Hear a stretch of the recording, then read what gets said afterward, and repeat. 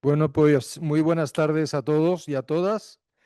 Vamos a retomar eh, pues esta semana intensiva, esta formación intensiva. Espero que poco a poco después puedan ir metabolizando tantas y tantas cosas, ¿no? Lo importante es que les quede claro que todo es culpa de los abogados.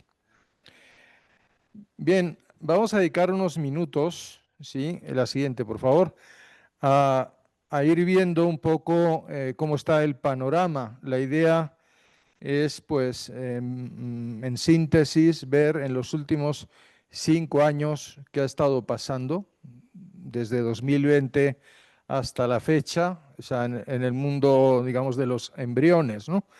Hay muchos temas de bioética, algo se ha mencionado hoy en la mañana, las quimeras, de los embriones clónicos. Yo no me voy a meter a toda la cuestión de los precursores y demás, simplemente pues anotar qué es lo que se está haciendo, contextualizar un poco esta presentación breve y también pues dar algunos números, algunos datos que nos permitan evaluar de alguna manera pues el espesor, la importancia que tiene este tema.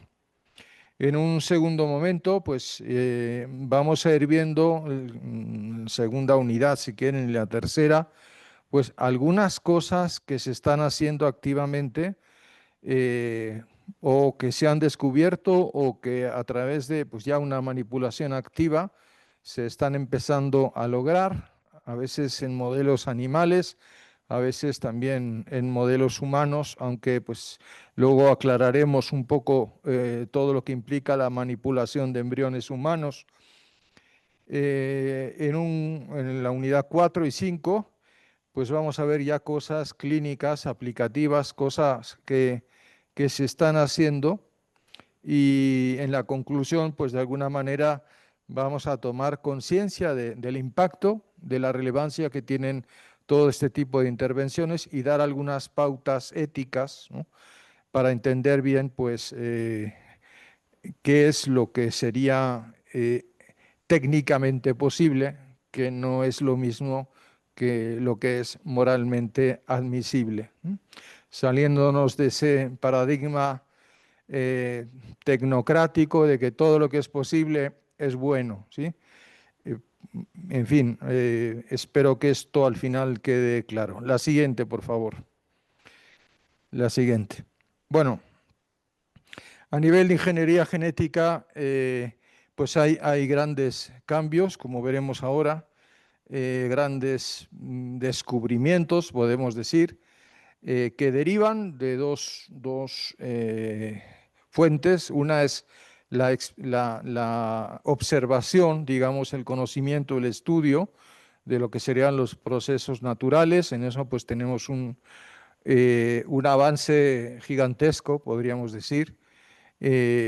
Muchas aportaciones. En la mañana hablábamos de la proteómica, de los estudios pues en Chile, tan importantes que se han hecho, ¿no? Y pues yo creo que van a ir ayudando a muchas personas a ubicar mucho más pues la maravilla que es la vida humana. Pero otra fuente, pues ya son las manipulaciones, es decir, ya no la observación pasiva, sino la acción sobre embriones, ¿no? Y aquí pues ya una primera observación, el intervenir por aumentar los conocimientos, poniendo en riesgo la vida de un embrión, que es pues muy delicada en esos momentos, aunque sea eh, fuera del cuerpo humano, in vitro, ¿no? Sigue siendo pues un miembro de la especie humana, un ser humano. El poner en riesgo esa vida sin una justificación terapéutica, pues no sería admisible. Es decir, el conocer por el conocer, en el caso del ser humano, pues significa instrumentalizar una vida, usar al hombre para otro fin. Si en cambio pues existe lo que se llama en clínica una ventana terapéutica, una esperanza de curar alguna enfermedad, pues si la intervención es proporcionada, pues en ese caso bien venga la ciencia, ¿no? Bien, distinguir entonces lo que es la observación pasiva de lo que es ya la manipulación directa de embriones. Eh, mm, los resultados obtenidos van en dos líneas. Por un lado, pues ir comprendiendo cada vez mejor lo que implica la edición genética, el modelado embrionario a través de algunos modelos, ahora hablaremos de eso. Y por otro lado, ir descubriendo cada vez con más claridad que no todo depende de la genética, que la epigenética, es decir, todo eso que rodea pues el genoma, el ambiente externo incluso, pues no es lo mismo concebir un embrión in vitro, ¿no?, que de forma natural. Hay todo un ambiente, una serie de circunstancias externas que de una manera directa o indirecta determinan pues una interferencia, podemos decir, positiva o negativa, sobre todos esos procesos tan delicados de la multiplicación celular, la diferenciación celular, pues del desarrollo del embrión, en la organogénesis, etcétera, ¿no? Entonces, en esas etapas tempranas, todo eso que interviene, repito, directa o indirectamente sobre el embrión, pues es a veces decisivo. La siguiente. ¿Qué buscamos en esta presentación? Pues lo primero, ser breve, porque si no, se me duermen. Lo segundo, pues como les decía, presentarles algunos de los artículos de impacto más grandes en los últimos 5 años. Son pocos, pero significativos de lo que se está haciendo. Y luego, pues también quisiera dar algunos números, como les decía. Ahí tienen el enlace donde saqué esto. Bien, nos ayuden a entender que esto es un tema importante. Leo, a partir de 2020 se han iniciado más de 2.900 estudios de ensayos clínicos de terapia génica en todo el mundo.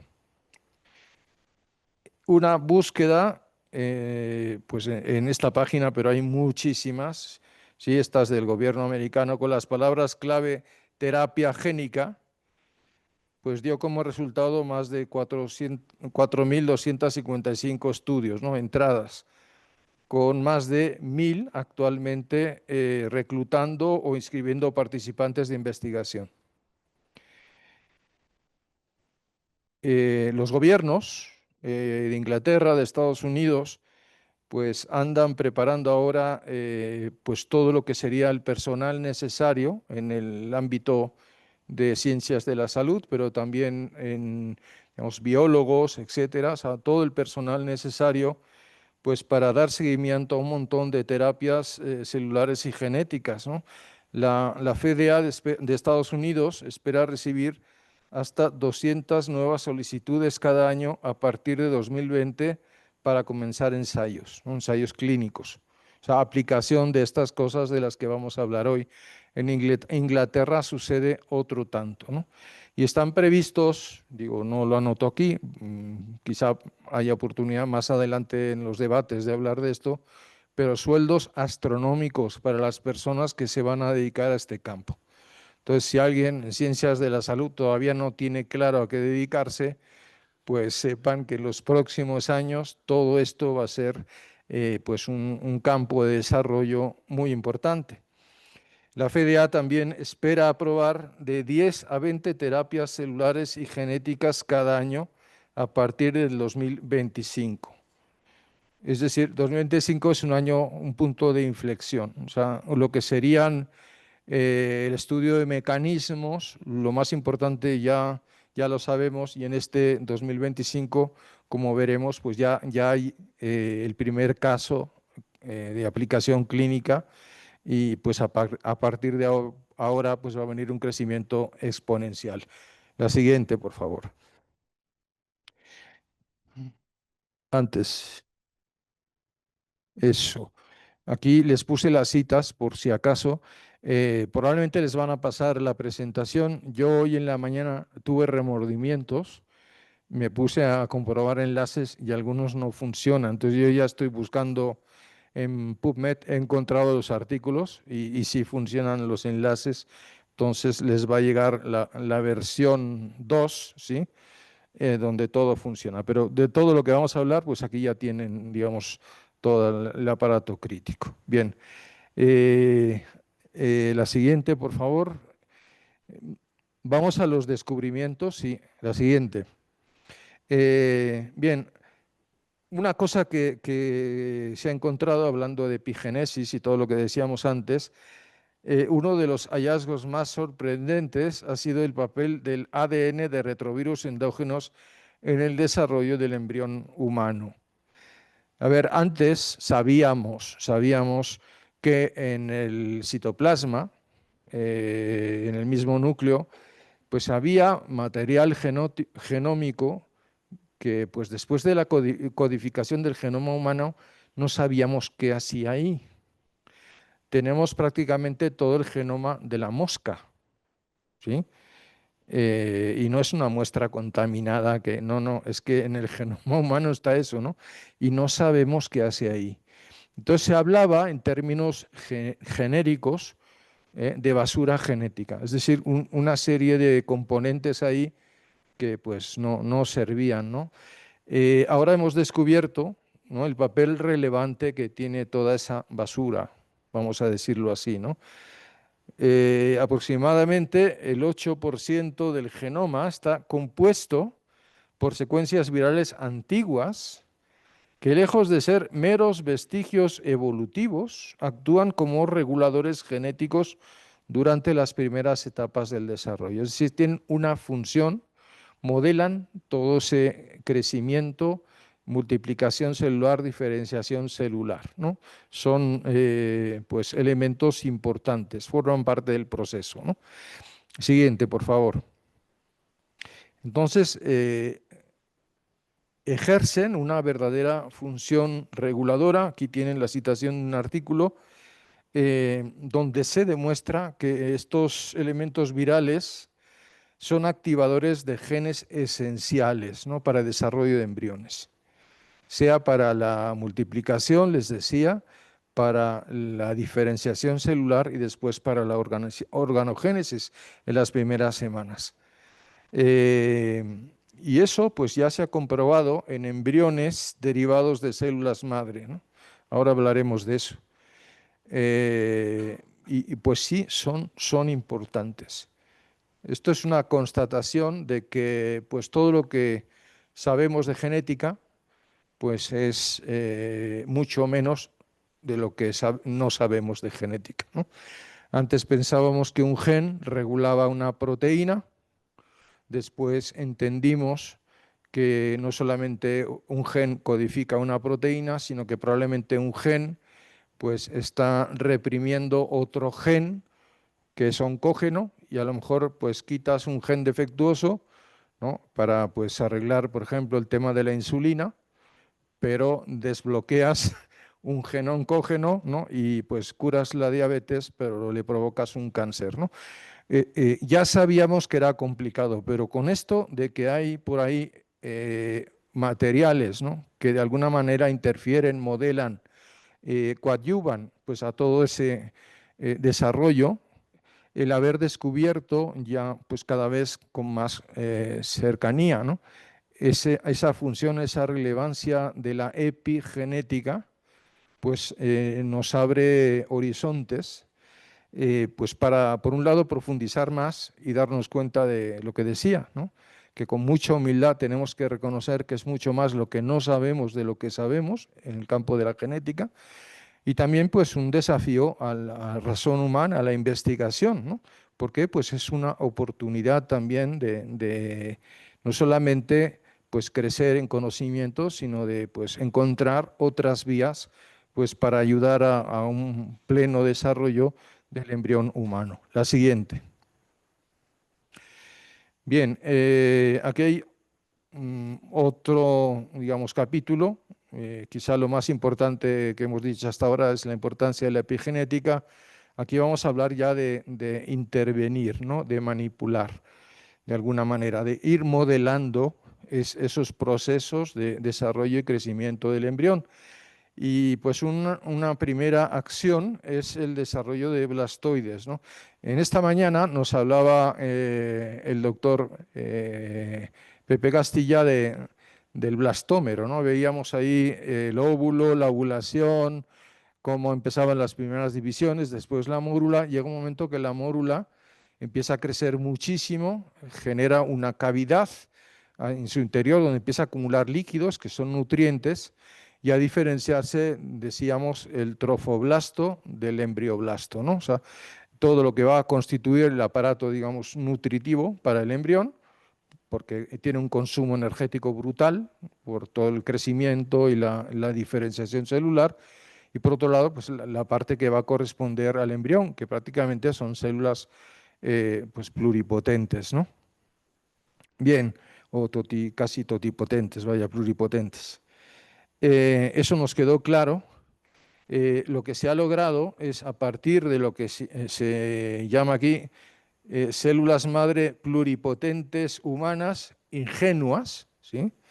Es una posible traducción. La palabra en inglés puede significar vírgenes, puede significar dóciles, puede significar manipulables, es decir, son células que tienen una cierta versatilidad, ¿no? Y que pues se ha logrado cultivar en suspensión tridimensional y se ha logrado pues fabricar, entre comillas, blastocistos que pues llegan a implantar, pero pues que no tienen después un gran desarrollo, ¿no? En fin, es una especie de manipulación de células y lo que se busca pues es no actuar directamente sobre embriones, sino pues producir un blastocisto artificial, podríamos decir, que se llama blastoide, ¿no? Eso es la función, digo, para ver pues cómo todo esto funciona. ¿Qué significa? Que hay maneras de manipular las células pluripotentes en la dirección germinal, ¿sí? Entonces, esto es importante, digo, desde el punto de vista moral, no me meto, lo dejo para el final, pero pues sí, aquí lo importante es que no, digamos, no son viables y no son fruto de manipulación directa de un embrión, ¿sí? Bien, pues esa es una línea de investigación de posible actuación sobre embriones, ¿no? La siguiente, por favor. Aquí tiene una posible aplicación de esto, ¿no? Que en realidad sería un mecanismo de regulación epigenética, algo que desde fuera está manipulando los tejidos. Y aquí tienen un artículo con un ejemplo que no se asusten, no es sobre ser humano, es sobre ratón, sobre células del estómago de un ratón. Pues han encontrado una proteína, ¿no? que logra desbloquear el crecimiento de las estaminales. Ustedes saben que muchos tejidos en la parte base, ¿no? Por ejemplo en la piel, pues hay células estaminales que tienen esa función de estarse autorregenerando, multiplicando, ¿no? Para ir, pues, de alguna manera surtiendo, pues, recuperando esas células de la piel que se van descamando, y eso sucede en muchos tejidos, ¿no? Claro, si esto se produciera en un modo alocado, pues hasta podrían dar lugar a tumores, ¿no? Hay una serie de mecanismos de regulación que permiten, de alguna manera, es como un freno de mano que permite que este proceso no se, digamos, salga de lo que sería pues, su cauce, ¿no? En el caso del ratón, pues se ha encontrado una proteína que desbloquea ese freno, ¿no? Y claro, pues esas estaminales empiezan a crecer, a multiplicarse, y eso pues es otra vía de investigación para ver si pues con eso logramos regenerar tejidos, etcétera, etcétera, etcétera. Esto ha tenido una primera aplicación clínica, ahora lo veremos, sobre sujetos humanos, ¿no? Pero digamos, desde el punto de vista de este artículo, pues simplemente es presentar una posible aplicación de digamos, estos mecanismos externos de modulación epigenéticos, ¿no? Que logran pues, cosas que en modo espontáneo no sucederían. Vamos a la siguiente. Aquí vamos a tener ya aplicaciones, la siguiente, a partir de pues, ingeniería genética in vivo, ¿no? Y bueno, pues aquí ya desde el punto de vista ético, ya lo podemos decir, pues existen de alguna manera ciertas barreras éticas que pues en principio implican pues un detenerse un momento a reflexionar hasta qué punto esto es moralmente admisible o no. Ya dijimos que si existe una esperanza terapéutica, una ventana terapéutica y pues un riesgo controlado, digamos, una proporcionalidad en la intervención, pues desde el punto de vista moral no habría nada que decir. Aquí en un artículo donde pues viene este famoso caso, ¿no? Que la siguiente, por favor, donde pues vemos una de las primeras aplicaciones a través de ingeniería genética, pues, y combinada con nanotecnología, porque se han usado pues lípidos para introducir pues ciertas modificaciones que han logrado pues resolver enfermedades concretas, ¿no? Bien, pues hay cosas que pues ya están abriendo las puertas, les decía, después de este primer caso exitoso en 2025, están abriendo las puertas a muchos nuevos protocolos de investigación. Estábamos hablando de mínimo 20 cada año, ¿no? De aplicaciones clínicas pues, que ya van a ir creciendo año con año en modo exponencial, ¿no? La siguiente. Otro método de intervención pues, son los vectores virales, ¿no? Es decir, a través de virus, ¿no? Secuencias virales, pues introducir pues, códigos en los cromosomas, ¿no? Que permitan, pues, confieran a la célula características que ordinariamente no tienen, ¿no? Eso es lo que, pues, en esencia, lo que es la edición genética. Eh, y aquí, pues el gran tema es el ir elaborando protocolos, digamos, de seguridad. Es algo nuevo, es complejo. Aquí les dejo un artículo, cosas que a lo mejor uno estudiando pues no se le ocurren, ¿no? Pero muchas veces los centros de investigación están en hospitales, ¿no? Entonces, el manejar secuencias virales, ¿no? En la proximidad de un hospital, pues requiere ciertos protocolos de seguridad para evitar complicaciones, ¿no? Entonces, ya de por sí el manejo de estas cosas es delicado, pues figúrense si la investigación se realiza pues, en un hospital donde hay gente quizá mucho más vulnerable, ¿no? La siguiente. Bien, y aquí pues el tema es, lo vamos a decir en un momento, pero sintetizando mucho, lo que se llamarían las células diana, es decir, asegurar que esos vectores virales, ¿no? Actúen precisamente en esa secuencia genética sobre la que nosotros queremos actuar y que no se vayan a ir a otro lado, ¿no? Eso por un lado y por otro, pues que no se vaya, como les decía, a complicar, ¿no? En otros, pues en otros ámbitos, por ejemplo, en un hospital.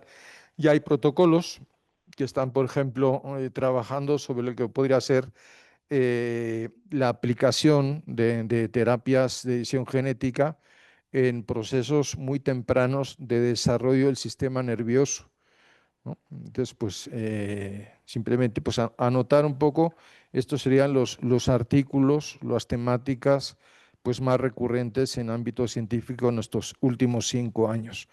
Concluyendo, la siguiente,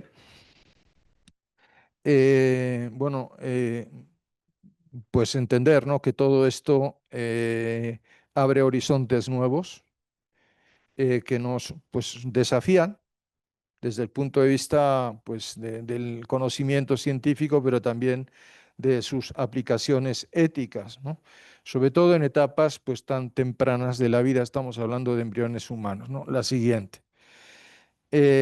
Pensando en las futuras aplicaciones clínicas, en estos protocolos nuevos que van a ir apareciendo año con año, eh, pues sí es muy importante hacernos la pregunta que nos hacíamos al inicio, si todo lo técnicamente posible es moralmente admisible, y la segunda, que va para Rafael, si todo lo que es legal es moral. Es un campo donde pues a veces las diferencias, las fronteras son demasiado ambiguas y hace falta claridad, ¿no? Desde el punto de vista técnico, al siguiente, por favor, pues podríamos decir, los problemas van en 4 niveles, ¿no? Los desafíos, los retos. El primero, pues, es pensar en los sistemas de administración. Lo mencionamos hablando de nanotecnologías y también de vectores víricos, ¿no? Pues el lograr la eficacia, la seguridad en el tema de la edición genética, por ejemplo, sobre pues, pacientes vivos, neonatos, pues tener certeza, ¿no?, de que tenemos la cosa controlada y no se nos va de las manos, ¿no?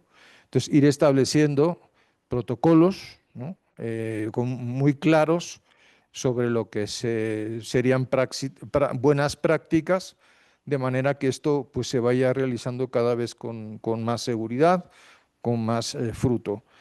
El segundo campo, pues también tiene que ver con la seguridad y con la administración, con el manejo de estas vías de entrada, sean nanotubos, por ejemplo, o pues secuencias víricas, ¿no? Lo que mencionábamos hace un momento de las células diana, ¿no?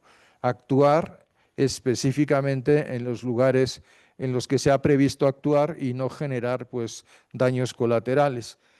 El tercer nivel o reto, pues, y en esto estamos un poco a ciegas todavía, es el seguimiento a largo plazo. Hemos dicho alguna intervención, hemos mencionado una a nivel clínico en un neonato, que en principio parece exitosa, pero no tenemos ningún seguimiento a largo plazo, ¿no?, de las consecuencias de este tipo de intervenciones. Entonces, todo este tipo como sucede pues, en la fecundación artificial, ¿no?, necesitamos, digo, bueno, si un bebé ha sido concebido en ambiente FIVET, es decir, con unas condiciones epigenéticas distintas, necesitamos dar un seguimiento a largo plazo para ir viendo si pues, lo que parece que algunos intuyen por la práctica, bajo peso al nacer, problemas en el tracto respiratorio superior,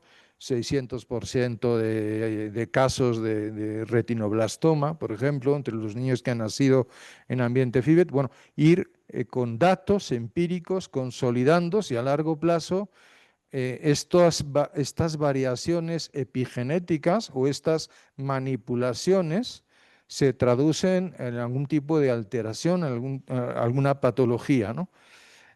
Para evaluar objetivamente si esas intervenciones o esas manipulaciones pues son a favor del pequeño paciente, del embrión, o van pues en su menoscabo. Y por último, pues ir ampliando cada vez más el alcance de estas aplicaciones, de manera que pues se vayan transformando no solamente en experimentación, sino pues en terapias génicas ya consolidadas, ¿no? Pensando pues, también en pacientes especialmente vulnerables que tengan algún tipo de afección rara, ¿no? Problemas genéticos que últimamente pues, aparecen con más frecuencia, ¿no? Quizá porque también estamos más atentos. La siguiente. Eh, mm, Tratando de profundizar un poco lo que serían las cuestiones bioéticas que tienen que ver con el mundo de la genética, yo distinguiría 3 niveles: aplicaciones de tipo predictivo, como podría ser pues, la diagnosis prenatal, o una diagnosis preimplanto, o la normal las test de pruebas que hacen para diagnosis prenatal en ciertos plazos del embarazo. Bueno, tener en cuenta que todos estos test funcionan en base a probabilidades, ¿no? Pues ahí tenemos el tema de los falsos positivos. En fin, hay mil cuestiones ahí que pues tendrían que ayudarnos a reflexionar y a actuar con más prudencia. Hay otro tipo de aplicaciones de tipo selectivo, es decir, quién decidir, pues quién tiene derecho a vivir y quién no, pues detectando muchas veces enfermedades que no tienen cura, ¿no? Existe una desproporción real entre lo que sabemos de enfermedades genéticas y lo que podemos curar de enfermedades genéticas, ¿no? Y esto a veces pues plantea dilemas morales no indiferentes. Y en un tercer momento pues podríamos hablar de aplicaciones correctivas, es decir, de pues, soluciones, ¿no? Terapéuticas, intervenciones directas que pues de alguna manera van a beneficio del pequeño paciente, del embrión. Bien, la siguiente. Una de las aplicaciones de pues, estos manejos de tipo predictivo con la genética, pues es la así llamada diagnosis genética preimplantatoria, ¿no? Sabemos lo que implica. Implica pues tomar alguna célula del embrión en una etapa tempranísima y después hacer una biopsia de ese material, ¿no? Claro, pues aquí los riesgos son muy altos, eh, pues habría que ver la proporcionalidad, qué tan viable es una intervención terapéutica y qué tanto pues este tipo de diagnosis en realidad pues es una sentencia de muerte para el pequeño paciente, ¿no? Que es lo que a veces sucede, ¿no? No quiero pues entrar tampoco pues a considerar el riesgo para el embrión que supone en esta etapa tan temprana pues quitarle una célula, ¿no? La siguiente, este es un dilema moral. Entonces, si la diagnosis prenatal pues puede equivaler a una sentencia de muerte, entonces ¿es moral o no es moral hacer la diagnosis prenatal, ¿no? Entonces aquí hay tres escuelas. Los integristas radicales que dicen que no se puede hacer diagnosis prenatal, lo cual pues es una exageración. Los que dicen que hay que hacer 80.000 diagnosis prenatales y tener toda la certeza de que el embrión es sanísimo, ¿no? Y eso pues se entiende en la cultura hedonista en la que nos ha tocado vivir, en ese pánico, ese miedo ancestral que tenemos pues a tener un bebé enfermo, un bebé con carencias, ¿no? Por darles algún dato, lo normal en un embarazo, no sé, Pepe, tú estás más actualizado, pero en mis tiempos eran 3, 4 ecografías, ¿no? Prácticamente una cada trimestre. En Italia, donde las mujeres son paranoicas, salvo honrosas excepciones, no quiero generalizar, pero más al norte te vas, más ecografías te haces, ¿no? En Florencia, una ciudad de artistas, ¿no? Una ciudad hermosísima, el promedio de ecografías en un embarazo son 15. Y si te vas más al norte, Milán, la ciudad industrial por excelencia, son en promedio 17 por embarazo, ¿no? Entonces, existe un pánico a tener un hijo enfermo, ¿no? Entonces digo, pues hay una gran necesidad de educar a la población y una gran necesidad de también educar a los agentes sanitarios, ¿no? Y luego está la posición de equilibrio. Es decir, ciertamente es un problema cuando tú haces una diagnosis prenatal y detectas una enfermedad, sea una amniocentesis, una ecografía, lo que sea, ¿no? Es un problema cuando no hay pues una terapia, cuando no hay, digamos, una solución terapéutica a ese problema, ¿no? Pero siempre existe la posibilidad de saber, de esperar a un niño y esperarlo sabiendo que está enfermo y la diagnosis prenatal nos ayuda, pues a intervenir intrauterinamente cuando es posible, y la medicina intrauterina pues cada vez tiene más resultados, y también pues nos ayuda pues a estar preparados para recibir y ayudar a ese nuevo niño o nueva niña de la mejor manera posible. Entonces, no sería éticamente correcto cancelar así de un plumazo la diagnosis prenatal. La siguiente. En cuanto a la edición genética, la intervención directa manipulatoria sobre embriones, aquí dos cosas que decir. Si se trata de una terapia somática, es decir, de reemplazar células enfermas por células sanas, ¿sí? Genoma patógeno por un genoma sano, si existe, digamos, esa seguridad en las células diana, si existe una esperanza terapéutica, si existe una proporcionalidad en el riesgo que asumes a la hora de intervenir, desde el punto de vista moral, ético, pues se justifica la intervención. Y de hecho, pues, como les decía, algunas pues, cosas se han logrado ya. Hay que considerar los riesgos, ¿sí? Posibles mutaciones, por ejemplo, ¿no? Todo eso que decíamos, los protocolos de seguridad en los vectores y demás, bueno, ahí podemos mejorar mucho, siempre hay riesgos, pero si existe esa ventana terapéutica, el no actuar, pues también sería pecar de omisión, cuando existe la posibilidad de hacerlo con el menor riesgo posible, ¿no? A pesar de los posibles efectos colaterales. Puede ser que se genere rechazo, que sobrevenga después una enfermedad autoinmune, en fin, riesgos siempre hay. Pero repito, si hay una esperanza terapéutica y proporcionalidad de la intervención, pues se justifica el hacerlo, ¿no? La siguiente.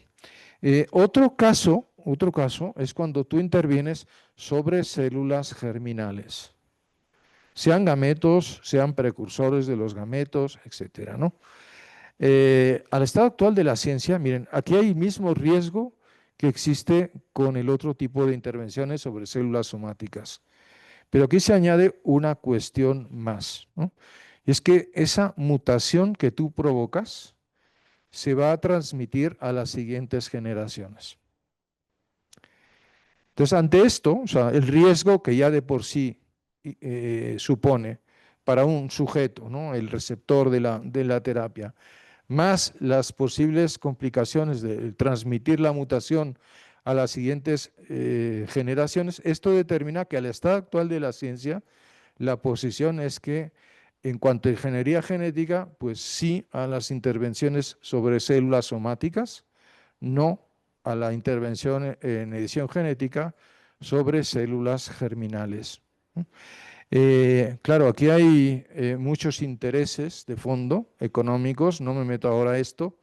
Después, si hay debate, pues usaré los números para machacar a los abogados, eh, pero hay gruesos conflictos de intereses y a nivel mundial pues, podemos distinguir dos grandes grupos, casi correspondientes a esa división en el mundo del derecho que nos hacía Rafael antes, ¿no? Un sector, vamos a decir, anglosajón, Estados Unidos, Inglaterra, donde pues hay muchísima presión a favor de la aprobación de la edición genética en células germinales, y otro mundo donde pues muchos pensamos que hay que esperar, que al estado actual de la ciencia no tenemos ni los mecanismos ni la seguridad digamos, para poder actuar a nivel de células germinales, ¿no? Garantizando pues, una proporcionalidad en el riesgo y en los resultados, ¿no? La siguiente, por favor. Pues sustentando esto que estoy diciendo, pues tenemos, ya la mencionábamos en la mañana, la Declaración Universal del Genoma Humano y Derechos Humanos, aprobada por la UNESCO, que es, digamos, la rama cultural de Naciones Unidas. Después, fíjense, la ONU publica muchos documentos muy teóricos. Este documento sobre el genoma tiene después, en el 99, 2 años después de la promulgación de la primera declaración, un documento práctico, unas guías, líneas guía de implementación de esa declaración. Es decir, hay un interés en Naciones Unidas para que estas cosas se hagan y se hagan bien, ¿no? Hay también ciertas observaciones de un grupo, una task force de la Pontificia Academia para la Vida, interesantes, ¿no? Sobre este documento, porque digo, es realmente un documento muy bien hecho, pero con graves lagunas, ¿no? Hay una expresión que quizá hemos escuchado por ahí, que suena así rimbombante, estilo Naciones Unidas, ¿no? Que el genoma es patrimonio de la humanidad, ¿no? Suena hermoso, ¿no? Pero es mentira. El genoma es patrimonio de cada uno, ¿sí? Y tenemos el derecho y el deber de cuidarlo, de defenderlo, ¿no? De promoverlo, y que nadie decida por nosotros, porque hablar de humanidad con mayúsculas quizá nos hace olvidar a la persona con minúsculas, ¿no? Y el sujeto de la dignidad humana es cada uno de nosotros, no la humanidad con mayúsculas, ¿no? Y quizá esa es la mayor carencia del documento, ¿no? El olvidarse de la persona y hablar en términos quizá muy generales. En fin, hay otros documentos, aquí se los dejo en la bibliografía. Y si quiere la siguiente, a nivel médico, pues hay un artículo, aquí se lo señalo, de Lucía Gómez Tatay, una genetista española, que publica mucho en el Observatorio de Bioética de la Universidad Católica de Valencia, un artículo que vale la pena, es una gran síntesis de cómo están las cosas hoy. También del Observatorio de Bioética, pues hay un artículo digamos, de síntesis sobre el tema de la edición genética, muy bueno. Y luego, pues, todo el tema de transgénicos, que colateralmente pues, puede tener relación con lo que hemos visto hoy, por si pues, alguno quiere profundizar en ese tema. Yo con esto terminaría y no sé, Pepe, que tengas en mente. Muchas gracias. Muy bien, todos los de Zoom nos ven y nos escuchan bien, todo tranquilo, ¿verdad? Sí, es bien tranquilo la cámara. Y bien, y si podemos ver las preguntas por si hubiera alguna aquí en la cámara de la proyección. Bien, pues vamos a cerrar este día. Es un día que hemos hablado de tantas cosas inagotables y que te comen el coco y no puedes dejar de pensar en todo esto, pero al mismo tiempo sacar algunas buenas conclusiones. Sepan que hemos dejado el viernes con el objetivo de que podamos de la semana recopilar, rescatar y resumir aquellos puntos importantes que tendremos que dejar. Ustedes sabían bien desde que vieron el título de la semana intensiva que hablar de biojurídica y bioderecho en una semana es prácticamente complicadísimo, es muy difícil, pero por eso hemos dejado el último día como manera de conclusión. A mí me gustaría ahora pues empezar a detonar la conversación, tenemos un buen ratito, una media hora, sobre la perspectiva de lo que ha presentado el padre, lo que presenté yo y lo que presentó Rafael en un consenso. Yo apunté varias cosas para detonar la conversación, pero también tengan libertad de participar y de poder hacer una síntesis de esto. Bien, la primera observación que yo genero, y aquí detono la conversación con Rafael y el padre Fernando, es que bajo lo que la ciencia nos ha estipulado y lo que ha publicado ahora en la presentación, va a llegar un momento en el que la mujer no sea necesaria. ¿A qué me refiero? A que vamos a avanzar tan rápido que podemos convertir una célula totipotencial en lo que ahora puede ser un óvulo, ¿cierto? Y vamos a no tener que usar, perdón esta expresión, pero es la que intencionalmente quiero usar, a la mujer para poder generar vida. Ya está, eso ya está. De hecho, sucede hoy. Desde la perspectiva del derecho, eso está contemplado, está cuidado. No hay una negativa en hacer esto. Incluso puede haber mujeres que estén a favor, pensando en que puede ser más cómodo. Pregúntenle a los que son mamás que han llevado un embarazo durante 9 meses, ¿cierto? Entonces, este es un ejemplo claro de que no depende de la mujer ya, vamos a poder generar vida. Se está quedando sin pila este micrófono, si me lo cambian.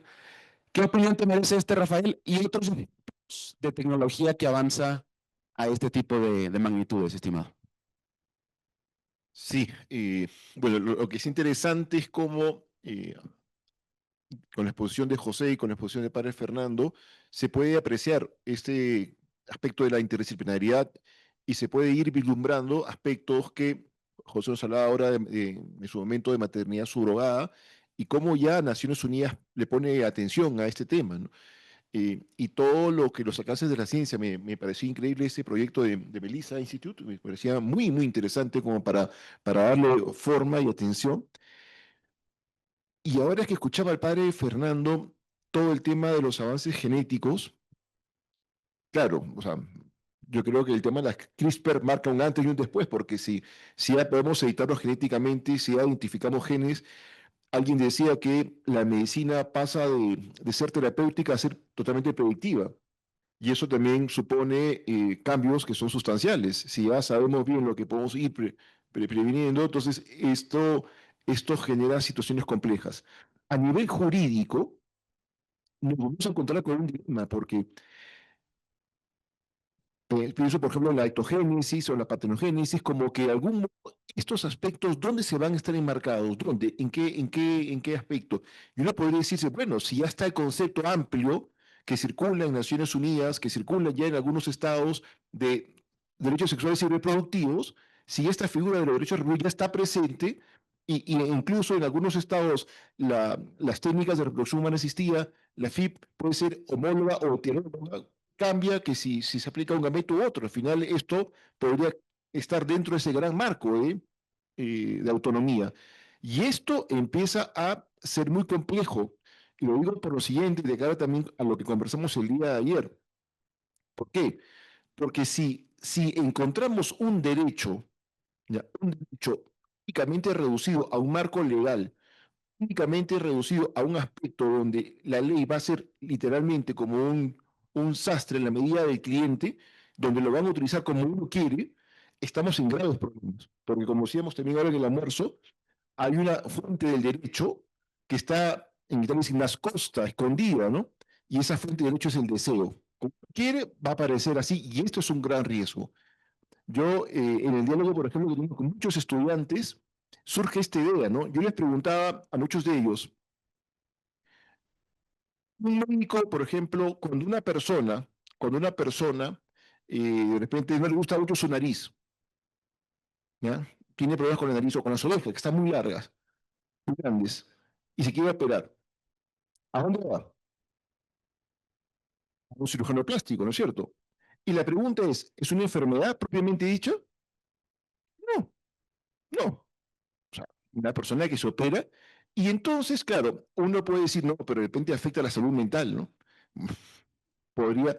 Sin embargo, fíjense ustedes que en un concepto tan amplio de salud comienza a cambiar la figura. Uno podría decir, oye, pero esto podría estar en un concepto amplio de salud, ¿no? Estado perfecto de bienestar físico, psíquico y social. Entonces, sin embargo, y aquí empalmo esta conversación, el tema del mejoramiento genético, o sea, si lo enfocamos dentro de un concepto amplio de salud reproductiva, si lo enfocamos en un concepto amplio de salud en sí mismo, uno puede decir, ¿y cuál es el problema con el mejoramiento genético?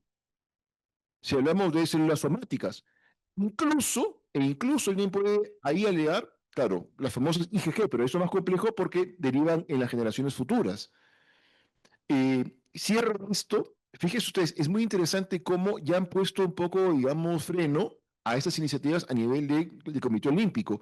Se habla de dopaje genético. Como si acá no intervienen estas cosas porque si no entramos a una situación totalmente asimétrica, ¿no? Deportistas que son mejorados genéticamente versus aquellos que son naturalmente, digamos, sin ningún tipo de modificación.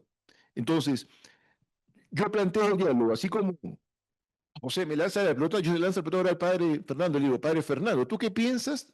¿Tú crees que podríamos pensar en algún momento de que esa figura del cirujano plástico va a ser el genetista que te va a decir, bueno, yo creo estos genes y al final a la orden del cliente? ¿Cómo lo ves? Ya se hace de alguna manera a la hora de seleccionar donadores para fecundación artificial, ¿no? Te enseñan las muestras, los álbumes de fotos de los donadores de óvulo o de esperma y pues ves los ojos azules, que si lo quieres rubio, lo que es moreno, ¿no? En fin, digo, pues es medicina del deseo, así se llama, ¿no? ¿Y qué es importante aquí? Bueno, hipotizando que esto esté bien, ¿no? Pues los estudios a largo plazo. Y de eso sí tenemos números, ¿no? ¿Y qué está pasando? Por lo menos en Europa, ¿no? Se puso de moda adoptar niños y niñas peruanos, porque cuando son chiquitos son muy bonitos, realmente. O sea, Son los chicos. ¿qué pasa? Que cuando crecen son re feos, ¿no? Y en Europa tenemos un problema de rechazo de estos niños por características físicas. En Europa hay mucho racismo. El porcentaje de suicidio en esta población es muy alto, ¿no? Entonces digo, una cosa es el deseo, ¿no? Y otra cosa los resultados, ¿no? Entonces, evaluando esto objetivamente, te diría, no funciona. O sea, ya no funcionó y mucho menos va a funcionar con ya intervenciones, manipulaciones directas sobre el genoma. Intentos, hipótesis, las hay, ¿no? Hay intentos de, pues, poner el gen de gato en la retina humana para facilitar pues, a militares, por ejemplo, visión nocturna, ¿no? Hay nanotecnologías ya para nanorobots que se introducen en sangre para logran una fijación de oxígeno mucho mayor que los glóbulos rojos, lo cual te permite estar debajo del agua 3, 4 horas, ¿no? Claro, son investigaciones militares normalmente que implican mucho dinero, pero que las ves desde el punto de vista objetivo, pues no son para toda la población, ¿no? No es para el bien común, es para el bien de algunos, ¿no? Y desde el punto de vista moral, pues suscitan muchas preguntas, ¿no? Porque esto es una instrumentalización del hombre, es usar al hombre como si fuera un objeto, ¿no? Una cosa, es una cosificación del cuerpo, ¿no? Y un uso del hombre como un medio y no respeto a su dignidad como fin, ¿no? Entonces, por donde lo agarres, esto no funciona. Y en las pocas aplicaciones que ha habido de esto, pues desde el punto de vista de los resultados a nivel global, pues son nefastos, ¿no? Entonces, yo te lo diría así. Y yo tengo una pregunta para aquí el Eso. abogado. Se puso bueno esto, señor. Eh, yo he estado estudiando el tema de la pues, subrogación y todas estas cosas, ¿no? Tema de la clonación. Y pues de mis estudios prehistóricos, yo recuerdo que la familia es la base de la sociedad. Y si un individuo puede tener hasta 6 padres, madres, ¿no? Bueno, ¿cómo queda la familia? O sea, a nivel de derecho, ¿no? Porque ¿cómo va a quedar la sociedad, el derecho civil? O sea, ¿qué va a pasar aquí? O sea, ¿qué horizonte nos puedes pintar? Ujú. Es interesante y ustedes son testigos de esta pregunta, porque aquí cae por sí mismo esta afirmación que dice el padre Fernando que el problema son los abogados. ¿Se da cuenta cómo él pasa para que justamente plantee la solución? ¿Ah? Miren, es interesante porque la figura de la familia, digamos, la institución de la familia es una institución natural, o sea, y es algo que parte, digamos, algo muy básico, muy inicial, es anterior al Estado. El Estado tiene que reconocer a la familia. Y la familia, digamos, el núcleo, a mí me encanta la definición que tiene, por ejemplo, la Constitución italiana sobre la familia. Dice, sociedad natural fundada en el matrimonio. El vínculo matrimonio da inicio a la familia y el matrimonio claramente de manera complementaria entre el varón y la mujer. O sea, por eso decía esta mañana, citando a Agostino, la familia es un principio antropológico. Y sobre esa base de una institución natural, el derecho viene a reconocer determinados presupuestos que se leen de la propia naturaleza de la familia. Eso es un punto, ¿no? En cuanto a esas situaciones que se van dando, yo creo que es muy interesante también entender cómo en el derecho se va dando esa protección al menor. Por ejemplo, en la figura de la adopción, donde se busca el interés superior del niño. ¿A partir de qué? De que a falta de que tenga, digamos, un niño huérfano puede tener un padre y una madre, ¿no? Entonces, se busca siempre un factor de entender una afiliación, o sea, en este caso, digamos, adoptiva, pero que de algún modo haga referencia a un padre y a una madre. El gran problema que estamos dando hoy en día con tanta figura de donación de esperma, de óvulo, o donación, es que llegamos a una situación tan compleja. Alguna vez me tocó figuradamente, yo le dije esto, pero de verdad cuando puse el título de la conferencia, yo mismo me decía, Dios, qué estoy diciendo y qué estoy hablando? La conferencia se llamaba Padre Anónimo, Madre por Alquiler, Hijos a la Carta. Si se dan cuenta, o sea, padre anónimo, porque donas el semen y te desentiendes. Firmas un documento que dices, por si acaso yo no tengo ninguna responsabilidad con este niño, no me cargue. Pero viene el dilema. Te dice, oye, pero si mañana más tarde hay algún tipo de enfermedad y es urgente conocer tus características para poder salvar esta vida, no, entonces, como, ¿qué hacemos? ¿Qué hacemos? ¿Se dan cuenta? Eh, Madre por alquiler. Es terrible. Es terrible lo que está de por medio. Una comercialización de algo que es tan hermoso en una mujer, como es el don de la maternidad. Y la figura última, ahora cuando hablaba el padre Fernando del diagnóstico preimplantatorio, todo el diagnóstico prenatal, claro, uno al final se hace esta pregunta, ¿no? ¿Conocer para qué? ¿Conocer para qué, no? ¿Conocer para curar o conocer para seleccionar? Y este es un tema muy complejo porque da pie a todo un tema de eugenesia que, digamos, se puede estar escondiendo entre situaciones o sea, que van a afectar, digamos, en este caso al embrión y a toda una realidad familiar. Y sí, es eso, ¿no? ¿Alguna pregunta que tengamos en el chat o alguien aquí que quiera colaborar? Ha sido un día pesadito. Edgar, venga, Edgar, eso. Ahorita se me hizo muy interesante lo de la medicina del deseo. La verdad, yo no lo había escuchado.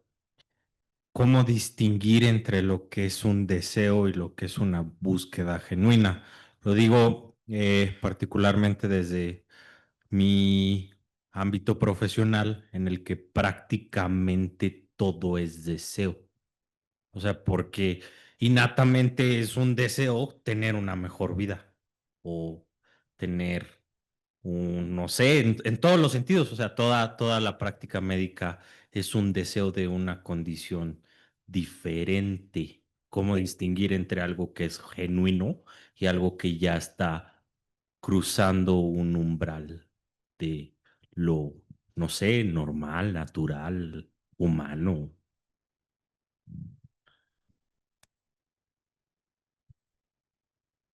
A ver, hay una cosa que propiamente sería el deseo, que correspondería a lo que es una necesidad objetiva, ¿sí? Otra cosa es el capricho. Un capricho que es una necesidad que no es objetiva, es solamente subjetiva, ¿no?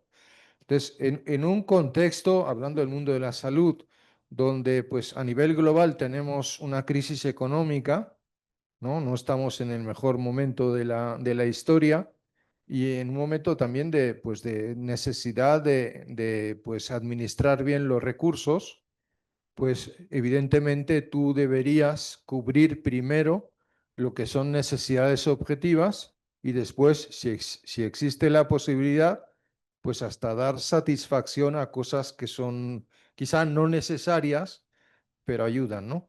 Claro, siempre en reconocer que el hombre pues tiene una dimensión objetiva, pero también una dimensión subjetiva, ¿no? Para una señora, pues el hacerse un retoque estético, pues a lo mejor en un momento dado de su vida es muy importante, ¿no? Y para su esposo hasta podría significar un acto de caridad. Entonces, o sea, tú tienes que ir evaluando caso por caso, ¿no? Buscando el bien integral de la persona, del paciente, ¿no?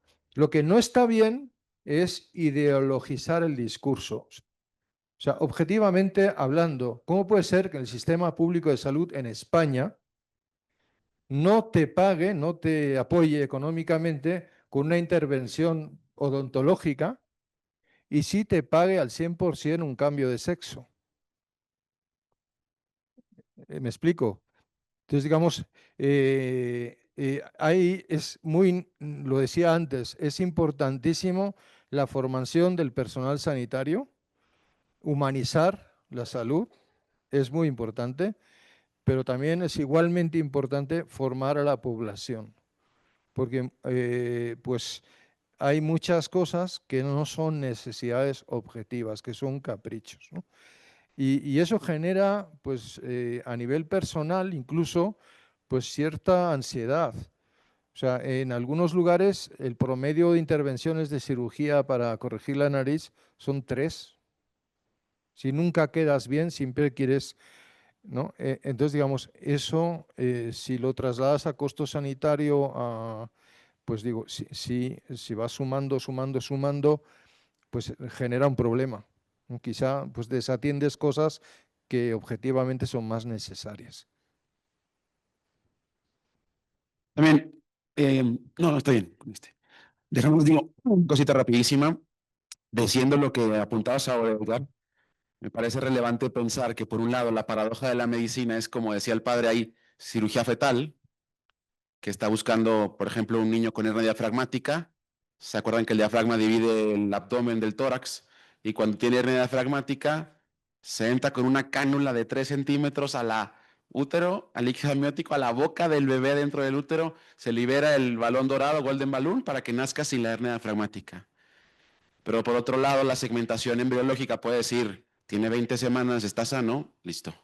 Estas paradojas que dices es cierto, o sea, porque puede ser un deseo innato de quien va a esperar a ese niño el poder querer que nazca como viene o no, y en la misma contextualidad de otro territorio que puede ser, decía algo interesante la doctora Elvira en la comida, probablemente el hospital en nuestro país, en nuestra ciudad, en nuestro municipio, que más realiza reproducción humana asistida está a 3 cuadras de aquí.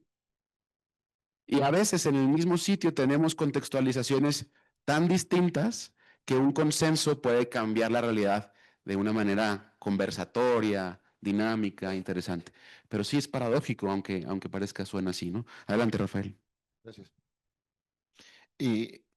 Yo creo que en función a lo que mencionas, Edgar, son 3 ideas que pueden ser complementarias. La primera, yo me pongo a pensar, hay algo que está innato en el ser humano. El ser humano nace en buscar la verdad. Todos deseamos la verdad. Está muy presente. Y en esa búsqueda de la verdad, los deseos quieren ir en ese camino. Quieren algo, pero también hay que entender que, y ahí viene un poco también el discurso de la ley natural, ¿no? O sea, entender si eso que uno busca realmente en el fondo es algo bueno. Y quiero enlazar esta primera idea a una segunda. Mira, el acto médico en sí mismo, digamos, sitúa una relación entre un médico y un paciente. Es interesante ver cómo esta relación, antiguamente, quien ha estudiado mucho esto, era una relación más que todo vertical, ¿no? El médico arriba y abajo el paciente. Después se volvió más horizontal, básicamente ahí digamos, con esa figura de consentimiento informado y todo un aspecto muy interesante. En los últimos años ha cambiado a una situación de verticalidad nuevamente, pero esta vez quien está arriba es el paciente que ordena al médico para que cumpla. Me viene a la mente, y aquí está la tercera idea que te quería compartir, entre acto médico y acto jurídico, fíjate tú, es bien interesante. El acto jurídico implica que una persona que tenga una manifestación de una voluntad, que por ahí también se podría entender o canalizar un deseo, pero si esa manifestación de voluntad tiene que tener algunos elementos que van ordenados hacia. Te dicen fin lícito, ¿ya? Y te dicen un objeto físico y jurídicamente posible. Entonces, es interesante porque cualquier acto, uno puede decir cualquier acto, sí, bueno, sí, pero tiene que tener un fin que sea ilícito. Yo no puedo apropiarme de algo que no me corresponde. O no puedo ir a la plaza central, no, porque no corresponde. Entonces, es interesante ver que efectivamente hay de una manera práctica un orden que te va encaminando hacia, ¿no? Y no basta quedarse únicamente yo deseo esto, ¿no? Los chiquititos cuando recién te empiezan a decir, y te empiezan a decir, es mío, comienzan a decir, ya, hay todo un lenguaje ahí, ¿no? Y empiezan a entender. Pero una persona que va madurando entiende que esos deseos que son legítimos, pero se van ordenando hacia un propósito.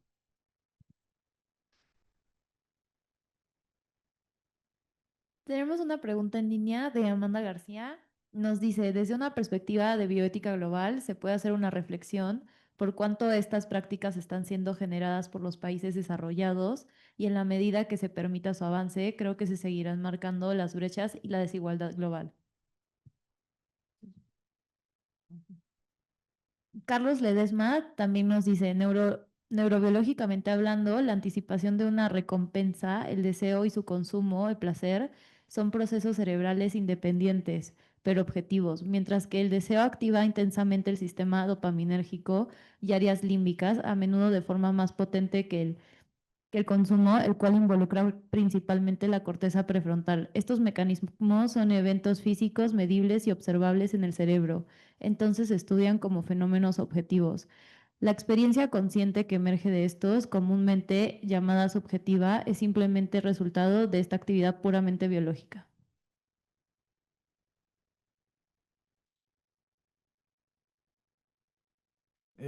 Bueno, a la primera pregunta de Amanda, decirle que, pues, que tiene toda la razón. Es decir, si la bioética nació como resultado de quizá un poco de miedo a la ciencia, a una ciencia desbocada, sin ética, y Potter ha hablado de un puente al futuro, o sea, o combinamos la ética con la ciencia o esto va a terminar mal, ¿no?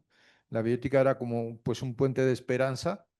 Si la ética nació con esta un poco visión catastrofista de la ciencia, ¿no? La bioética, actualmente el gran tema de la bioética es la justicia social. Si el problema ya no es la ciencia, el problema es hacer que todo ese mundo de progreso, ¿no? E incluso en el campo de la salud, llegue a todos, sea accesible para todos. ¿Cómo puede ser que estemos invirtiendo millones y millones y millones en cosas de altísima tecnología que tienen poquísima aplicación clínica, ¿no? Y pues haya millones de niños que mueren de malaria en algunos países del mundo y nadie hace nada, ¿no? Y una pequeña inversión pues resolvería el problema, ¿no? Hay una globalización en acto del mundo, pero no es una globalización, desgraciadamente, de la solidaridad. Entonces, ¿qué tenemos que hacer? Pues empezar a resolver los pequeños problemas de cada día y si nos sobra tiempo, gana y recursos, pues empezar a invertir en otras cosas, ¿no? Que pueden ser estratégicas. Digo, siempre la investigación de punta es importante porque puede resolver quizá pues a mediano plazo problemas mucho más grandes, ¿no? Pero tenemos un problema social en ciernes, ¿no? Si esto no se resuelve a corto o mediano plazo, pues estamos generando un problema social, digo, que va a ser mucho peor con el tiempo, ¿no? Entonces, digo, este es el gran reto hoy, hacer que la salud sea un bien, no solamente un derecho, ¿no? Sea un bien accesible a todos. Bien, y en lo otro, pues evidentemente, pues el cuerpo humano, pues somatiza, es decir, lo que es la experiencia, lo que es objetiva o subjetiva, pues se traduce en cambios, ¿no? El hombre, a diferencia de los animales, no tiene un esquema binario, estímulo-respuesta, sino que tiene un esquema ternario. Hay un estímulo externo, hay una respuesta, pero en medio hay lo que llamamos alteración, una serie de fenómenos donde evidentemente pues yo puedo detectar en el área límbica o en la zona prefrontal actividad, ¿no? Pero hay también, además de todas estas cosas, pues un elemento que se llama libertad, ¿no? El hombre pues tiene intelecto, tiene voluntad, son facultades que usan un órgano, pero que son mucho más que el órgano. Lo mismo que la visión es mucho más que el ojo. El pensamiento, la percepción, no solamente es el ojo o es el olfato, es el hombre. El hombre entero, con su inteligencia, su voluntad, sus pasiones, sus emociones, ¿no? Y en ese sentido, pues no es reducible la experiencia humana solamente a lo físico, ¿no? El ser humano en sí, pues tiene una naturaleza espiritual, es decir, que trasciende la pura materia. Y en ese sentido, pues el hombre tiene la capacidad de distinguir entre lo que es necesario y lo que es un capricho, ¿no? Claro, hay muchos condicionamientos externos, como la educación familiar, la experiencia de la vida que haya podido tener, ¿no? Pero objetivamente hablando, en una situación de necesidad, pues el ser humano está tan bien hecho que es capaz de percibir siempre lo que está bien, lo que objetivamente es un bien y lo que es un mal, ¿no? Por más perdido que esté, ¿no? Y eso para todos pues tiene que ser un gran motivo de esperanza. Gracias.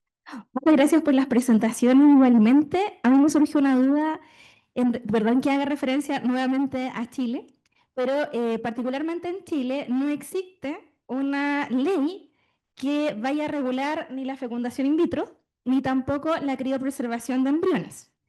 Y a ver, doctor Castilla, si usted me ayuda, porque el primer semestre, en la semana intensiva, tuvimos un profesor que había hecho un estudio en relación a las clínicas de fertilidad, ¿verdad? En cuanto al no cumplimiento de lo que prometían versus lo que realmente pasaba. ¿Era el profesor?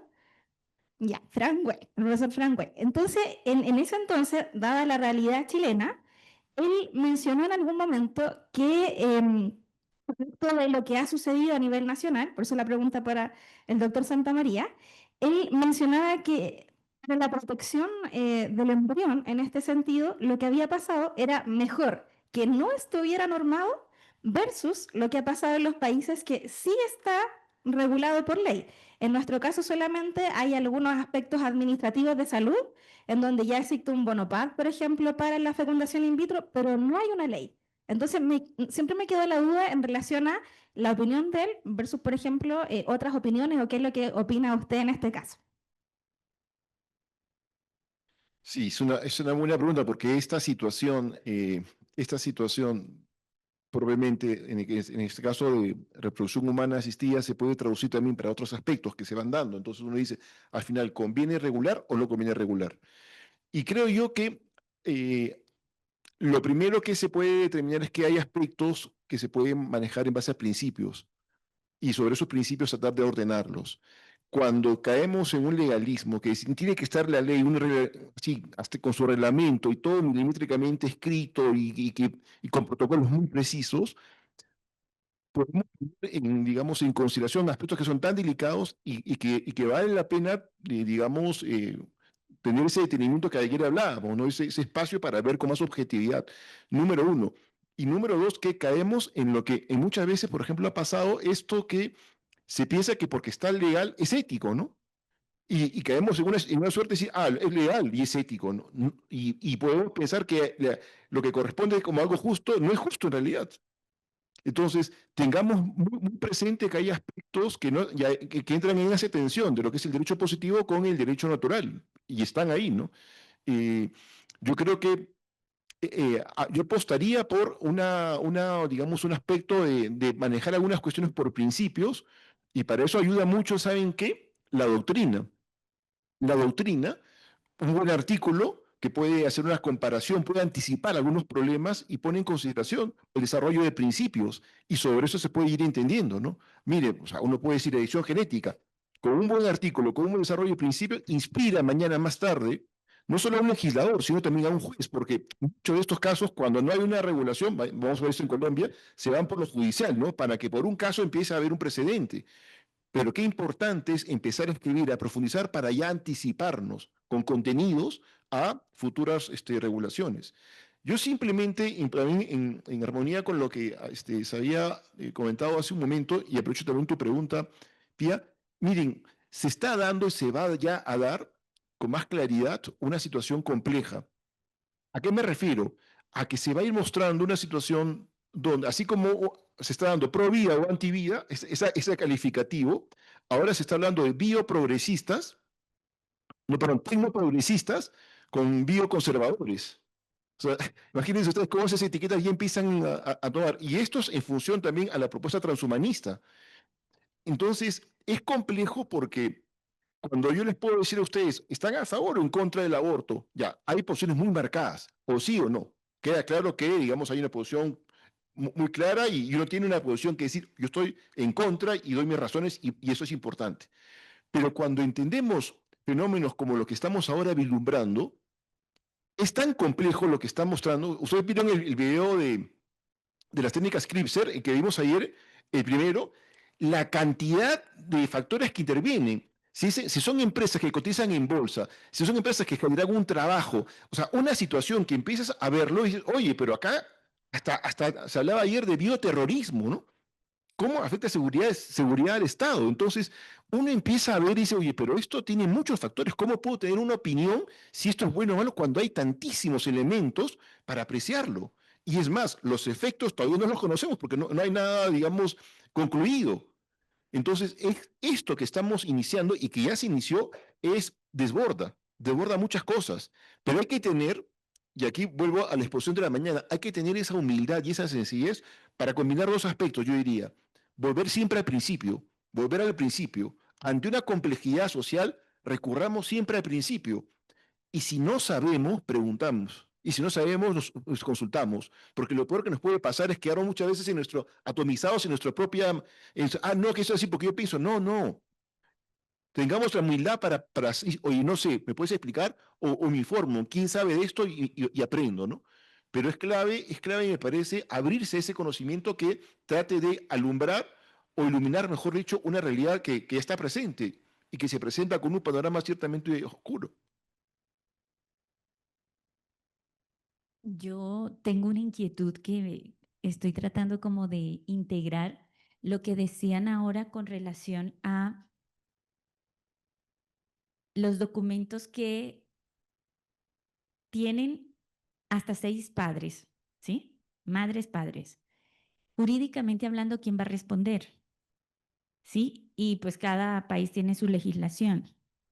Pero ahorita aquí como tratando de aterrizarlo a la vida real, pues ya cuando son aspectos cuando la autonomía se ve vulnerada, ¿sí?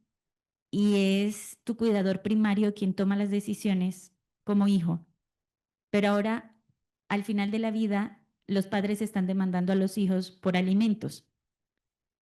Entonces allí, entonces un hijo va a tener 6 responsabilidades a futuro.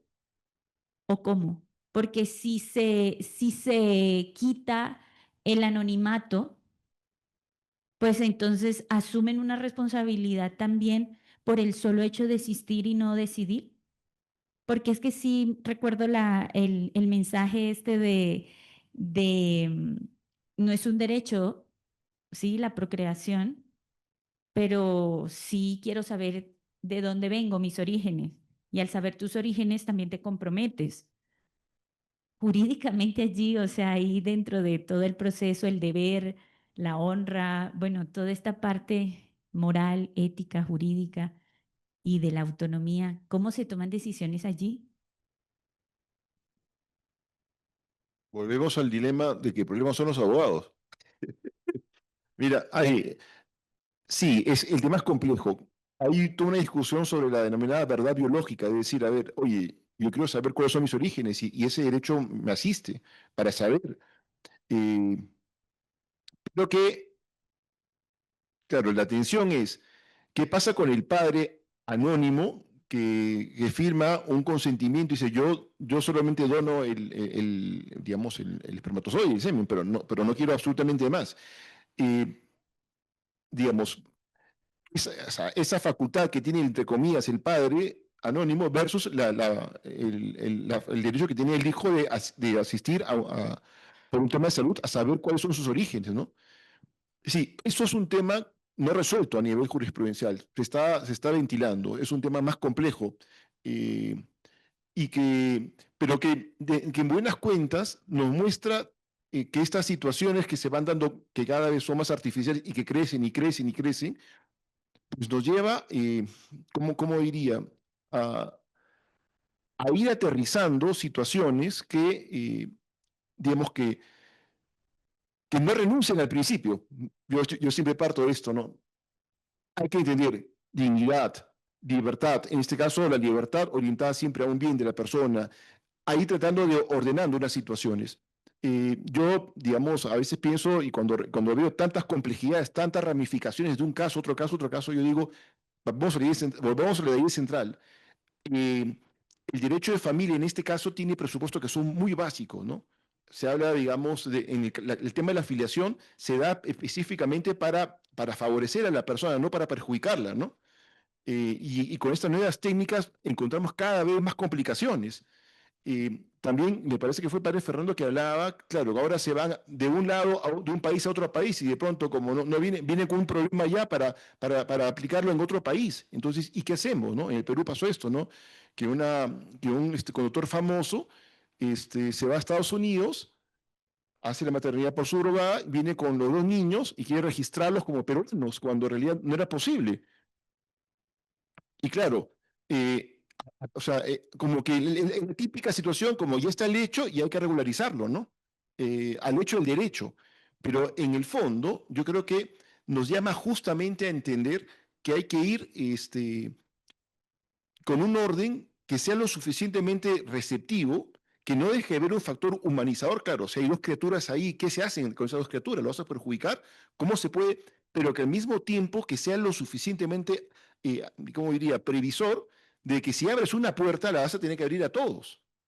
Entonces, ahí yo creo que el factor prudencial es clave, ¿no? Saber cómo esto puede irlo respondiendo, cómo a partir de los hechos, es ir paso a paso regulando, ¿no? Y sí, yo insisto y vuelvo a decir esto, el factor de aquí es clave combinar las fuentes del derecho, ¿no? Hablaba de la legislación, hablaba de la jurisprudencia, y para mí hoy en un factor determinante es la doctrina, empezar a iluminar los casos a partir de lo que uno va escribiendo, a partir de la experiencia comparada, a partir de fundamentos que van a inspirar un orden. Eso me parece que es muy importante.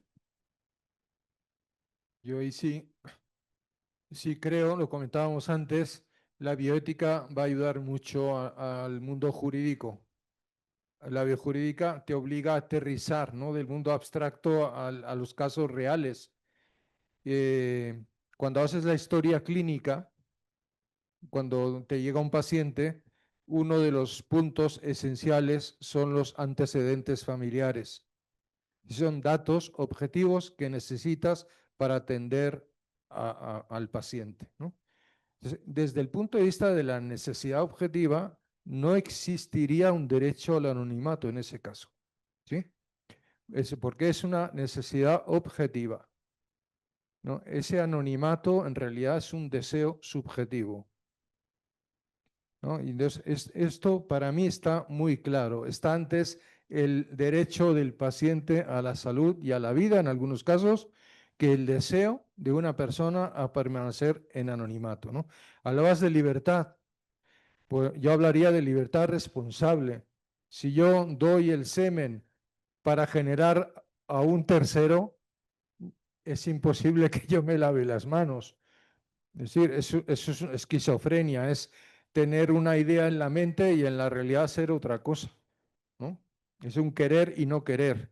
Entonces, yo creo que en ese sentido el aterrizar los casos, ¿no? Es muy importante la doctrina, pero quizá también hay que pues matizar un poco la doctrina porque digamos ese individualismo, ese olvidar esa dimensión relacional que tiene la persona, pues yo creo que objetivamente es salirnos de la realidad. En algunos países ya están cambiando leyes, están quitando el anonimato porque es que es un problema objetivo, real. Yo tengo una, no sé si es duda o que me aclare. Ahorita escuchando todas las pláticas de la mañana he ido como pensando si desde el fundamento como desde la autonomía, eso es lo que ha ido llevando como a muchos problemas. Me hace a mí pensar en donde por decir, por mi autonomía yo quiero, ¿no? O la mujer que decía en el inicio de la vida de, porque soy mujer y yo no quiero, lo que sea, ¿no? Ok, entonces me hace pensar si por usar la autonomía se está pasando contra la dignidad y entonces ya, y digo contra la dignidad porque escuchando como hablando de lo que he ido como reflexionando, donde usan el vientre como me rentas tú o me vendes tu vientre y ya le dan, y se está usando el vientre como un objeto, digo como un objeto porque le pueden dar dinero, ¿no? O como contra la dignidad porque al embrión ya empiezan como a seleccionarlo y es con qué características. Entonces la misma población me hace pensar que se está dividiendo porque tiene que tener características, capacidad mental superior o características físicas. Entonces pienso que se está como dividiendo la sociedad en donde ya está todavía marcándose más como la población vulnerable, en donde ya no, ellos ya no están como eligiendo. Entonces cada vez se hace como más asimétrica, como los que tienen más poder o más capacidades mentales o físicamente tienen algunas características, y los que son menos vulnerables ya no pueden decidir, pensándolo yo desde el inicio de la vida, final de la vida, y desde el argumento de por usar nuestra autonomía, se pasa contra, o sea, me hace pensar que entonces no estamos ocupando bien o no se está explicando bien, o yo, o incluso yo no había entendido bien, puede ser también, la autonomía, y entonces por la misma autonomía se pasa contra la dignidad porque no se entiende. Entonces a mí me hace, es una reflexión, pero la verdad es que quisiera como que me la corrijan si lo he entendido mal. Me hace pensar que lo que hace falta sería crear conciencia, primero entender bien, ¿no? Después esta responsabilidad social donde es, déjate lo explico bien, para que entonces sí puedan hacer uso de su autonomía y entonces respetar la dignidad. Pero no sé si mi reflexión es correcta, ¿eh? Quería como compartirla y aterrizarla y escucharlos. Sí. Una cosa antes, sí, te respondo ahora mismo. Cuando yo hacía referencia al tema del anonimato y al derecho a una verdad, me hacía referencia un poco al modelo español, por eso ponía ese ejemplo de tensiones. Pero yo, digamos, yo estoy convencido de que acá se aplica siempre el principio del interés superior del niño y sobre eso se va hacia adelante. Mira, es algo muy interesante cuando hoy en día se enarbola tanto el tema de la autonomía reproductiva. Lo hemos visto, por ejemplo, en el caso de Artavia Murillo esta mañana, ¿no? Es interesante porque a ver más, por ejemplo, cuando analiza este concepto de autonomía reproductiva, que está, digamos, entre comillas, facultado a los padres y en realidad básicamente orientado hacia la madre, como ahora se entiende a nivel de la jurisprudencia como Artavia Murillo. Él dice, así como se exige hoy día autonomía reproductiva, pues exijan también la autonomía porque de estas criaturas que van a nacer en el futuro y que también tienen autonomía. Entonces, cuando hoy vengan en el futuro ellos, ¿qué autonomía van a tener si están prácticamente predeterminados, ¿no? Entonces, es interesante saber aquello que viene. ¿Cómo viene? ¿Con qué facultad? Entonces, me parece interesante. Y aquí volvemos un poco a la idea de no basta la sola autonomía. La autonomía en realidad es una expresión, o sea, a ver, yo digo, la autonomía, que hoy en día se disfraza muchas veces de autodeterminación, tiene que estar siempre orientada al bien. Y ese bien es el bien de la persona. Entonces, volvemos un poco a los conceptos básicos, porque el gran problema es que hoy día se asocia dignidad a autonomía. Es dignidad con la ontología. La ontología en sí misma es un gran bien que traduce y ordena, digamos, la libertad de la persona, de sus elecciones. Entonces, no podemos pensar en una autonomía que gobierne todo y sea como que la última ratio, no. Tenemos siempre que responder a ese principio fundante que es la dignidad ontológica del ser humano. Y ahí hay mucho que decir, mucho, y eso va a ser base de un orden ético, base de un orden jurídico. Sí, es eso, ¿no? Yo también quisiera añadir, ¿no?, que desde el punto de vista antropológico, la libertad es un medio, no es un fin. Sí, eres libre para algo, ¿no? Para realizarte. El acto más libre es el amor, ¿no? La corona de la libertad es el amor. Es amar a otra persona, darte a hacer feliz a otra persona. ¿Por qué? Porque muchas veces esa entrega, ese darte, pues va contra tus gustos, tus caprichos, ¿no? Y eso es lo que te va perfeccionando a ti como persona en la virtud. Eso te permite realizarte, ¿no? Y si eso, por ejemplo, sucede en un noviazgo o en un matrimonio, pues eso es el cielo en la tierra. O sea, dos personas que se aman así, pues son felices, son plenamente felices, ¿no? El problema es cuando uno concibe la libertad como un fin en sí mismo. Cuando tú te encierras egoístamente en ti mismo y es hacer lo que yo quiero, cuando yo quiero y como a mí me parece, ¿no? Y eso te hace sumamente infeliz, porque estamos hechos para amar. Y cuando no amas, te hundes, ¿no? Lo comentábamos en el almuerzo, la segunda causa de muerte violenta o entre jóvenes en países de primer mundo es el suicidio, por falta de sentido de la vida, ¿no? Por no amar. Entonces, digamos, en la medida que uno va madurando, entiende que la libertad es un medio, no es un fin en sí mismo, y que la libertad siempre va unida a la responsabilidad, es decir, responder por otros, ¿no? Ayudar a otros. Y en esa medida que tú te reconoces no como una isla, sino como miembro de una familia, de un cuerpo, de una sociedad, y establece relaciones sanas, en esa misma medida no solamente eres feliz, sino que haces feliz a otros. Entonces, estamos hechos para eso. O sea, ser libres y estar solos es un aburrimiento, la verdad. Yo quisiera, digamos, cerrando un poco las distancias, pero al mismo tiempo destacando aspectos que yo creo que identifican. Cuando veo aquí, digamos, en el público, no solamente, digamos, a gente de México, también de Colombia, de Chile, de Perú, de nuestros países latinoamericanos, me viene a la mente una historia que me la contó hace muchos años mi suegro, sobre una entrevista que hace muchos años en Brasil se dio con la Reto Globo, que es una televisora muy importante, que era un periodista que iba a Río de Janeiro y le preguntaba a la gente, ¿qué cosa es ser carioca? ¿Ya? ¿Qué es ser carioca? Entonces, usted se imagina a los brasileños cómo son exagerados y carioca.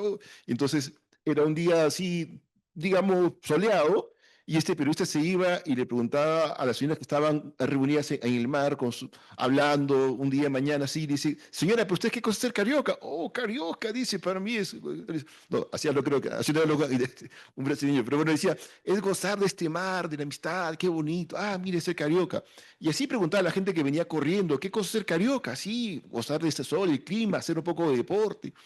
Pero, como muchos de nuestros países latinoamericanos, la parte bonita de la playa, todo cruzan y se va a una favela, ¿no? La favela en Brasil es la parte, digamos, como lo que llaman otros pueblos jóvenes, una parte muy pobre, una parte hasta cierto punto violenta, ¿no? Bueno, y cruza y el señor se va a una favela y encuentra ya un hombre mayor y le pregunta, señor, ¿para usted qué cosa es ser carioca? Y dice que este hombre piensa un momento, se queda callado y dice, mire, yo tengo solo un hijo y no lo había visto durante años. El domingo pasado vino y trajo un trozo grande de carne. ¿Cómo llaman allá la carne? Rodizo, no sé si rodizo. Bueno, no me acuerdo el nombre. Ya trajo un trozo de carne. Con la carne que tenía, nosotros teníamos arroz y papa, ¿ya? Hicimos una gran comida y con ensalada, invitamos a los vecinos, a los amigos y a una familia que está por acá cerca, trajeron música, bebida, hemos comido, hemos tomado y hemos bailado de lo lindo. Eso para mí es ser carioca. Eso para mí es ser carioca. ¿Ya? Es interesante porque si descubrimos que en esa pequeña respuesta hay mucho que decir, que en la pobreza, que en la sencillez, que en la simplicidad se puede compartir. Y como decía el padre, podemos ser felices, porque realmente en última instancia esa libertad la ordenamos también a los demás. Nos damos. Y eso nos realiza. Y eso nos realiza. Y eso en última instancia nos hace mejor personas. No olvidemos eso. Miren, yo vivo en Europa y lo puedo decir, lo que tenemos nosotros como es algo que es único, es algo distinto, es algo distinto, es algo de verdad increíble. A pesar de las pobrezas, de dificultades, somos capaces de compartir y lo hacemos. Y lo hacemos. Hay un comentario de Cristian Vargas que dice, Padre Fernando, en relación a la cuestión social y los llamados principios no negociables señalados por Benedicto XVI, ¿qué propuestas tendría la política personalista o liberal hacia la biopolítica en el contexto de los países en Latam? Para que el actuar sanitario y el bioderecho no terminen siendo instrumentos de dominio, sino de servicio a la vida humana. Bueno, yo creo que hablando de bioética global, ¿no? El gran desafío, decíamos, es la globalización de la solidaridad, ¿no? Antes por aquí comentamos que, no sé, me venía en mente el mercado de órganos, ¿no? ¿Qué pasaría si se abría el mercado de órganos, ¿no? Que los pobres venderían riñones y los ricos comprarían riñones, ¿no? ¿Qué pasa en la maternidad subrogada? Que los pobres rentan su útero y los ricos son los que pagan, ¿no? Es decir, todos estos procesos, todo este tipo de investigación de punta, si ustedes quieren, está finalizada muchas veces a cuestiones económicas, ¿no? Lo mismo la investigación farmacológica. Y eso va abriendo cada vez más la brecha entre ricos y pobres, ¿no? ¿Cómo podemos corregir esto? Pues yo creo que aquí entra pues la educación, lo hemos dicho varias veces, de la población y del personal sanitario, y habría que establecer una serie de, digamos, de principios, ¿no? Hay algunos principios muy válidos a nivel horizontal, si ustedes quieren, ¿no? La solidaridad, ¿no? La subsidiariedad, que es mucho más que la equidad, ¿no? La equidad es darle a cada uno por lo menos el mínimo posible, ¿no? La subsidiariedad es darle más a quien más necesita y darle menos a quien menos necesita. Eh, la, la- la equidad pues habla de justicia distributiva, de una cuestión económica, si ustedes quieren, ¿no? La dignidad tiene que ver más bien con una justicia personalizada, aterrizada, ¿no? Una justicia que va persona a persona. Hay una serie de principios horizontales, digo, yo creo que pues, el mundo del derecho, el justnaturalismo en esto puede iluminar muchísimo. Yo creo que pues, un principio no negociable, irrenunciable es el tema familia, ¿no? Que tiene que ser pues, a nivel transversal, es una institución social, ¿no? No, todo lo que vaya a favor de la familia, que promueva los valores de la familia, es algo que socialmente es beneficioso. Todo lo que erosione la familia es algo que necesariamente va a tener un efecto negativo sobre la sociedad. O sea, hay un montón de principios transversales, ¿no? que pues son necesarios, ¿no? Y a eso, pues prácticamente todos los modelos bioéticos pueden aportar su granito de arena, ¿no? Hay siempre un elemento de verdad en cualquier propuesta. Pero existen otros principios que podríamos llamar verticales, ¿no? Principios no negociables en el sentido que, pues, que una cosa no puede ser, por ejemplo, buena y mala a la vez. Una cosa no puede ser verdadera y falsa a la vez, ¿no? Hay cosas que pues son la base de la racionalidad humana y que no son discutibles. Si negamos eso, pues estamos negando la posibilidad de un pensamiento racional, objetivo, ¿no? Entonces, esos principios pues verticales, de alguna manera, pues nos sirven para aplicar, digamos, de alguna manera esos principios transversales, medio abstractos a veces, a las realidades particulares concretas cristianas que se van presentando a lo largo del tiempo, ¿no? No se trata solamente de consensos, ¿no? Si hay consensos, bien vengan, ¿no? Se trata de hacer el bien y no hacer el mal, ¿no? Y eso significa muchas veces elegir.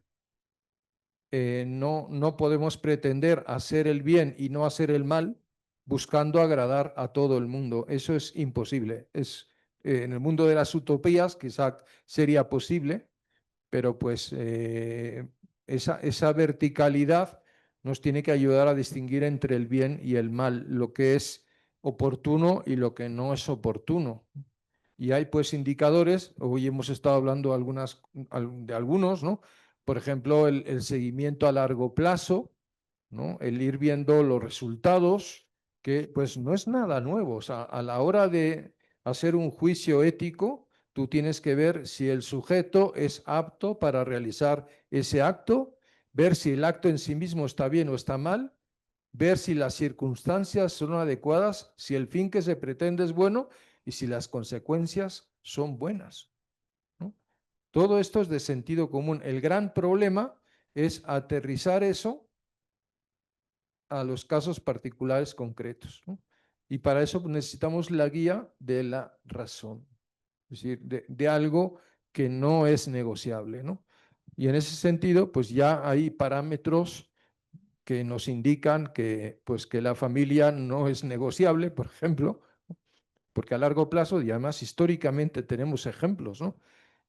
Pues hasta en la misma Rusia, al inicio de la revolución bolchevique, se trató de eliminar la familia. Hubo un tal Bakunin que fundó unas comunas en Moscú y pues la cosa prosperó 2, 3 años porque los mismos bolcheviques vieron que sin familia es imposible construir una sociedad. O sea, tenemos elementos objetivos que nos dicen, bueno, esto es un valor no negociable, ¿no? Y hablando de familia, estoy hablando de matrimonio, estoy hablando de procreación, una procreación respetuosa de la dignidad del ser humano. Hasta en el derecho, pues está establecido no el derecho a tener un hijo, sino el derecho de un hijo a tener papá y mamá, en la Declaración de los Derechos del Niño, si no recuerdo mal. Sí, hay una serie de elementos objetivos, ¿no?, que tienen que guiar esa aplicación a los casos concretos, ¿no? El seguir como estamos trabajando en función de consensos va a terminar yendo contra la razón. Y en algunos casos, pues ya está sucediendo, ¿no? Documentos donde en algunos párrafos se dice blanco y el mismo documento en otro párrafo dice negro. Entonces digo, así pues no vamos a llegar a ninguna parte. Bien, eso es lo que yo diría, Cristian, y espero haber respondido a la pregunta.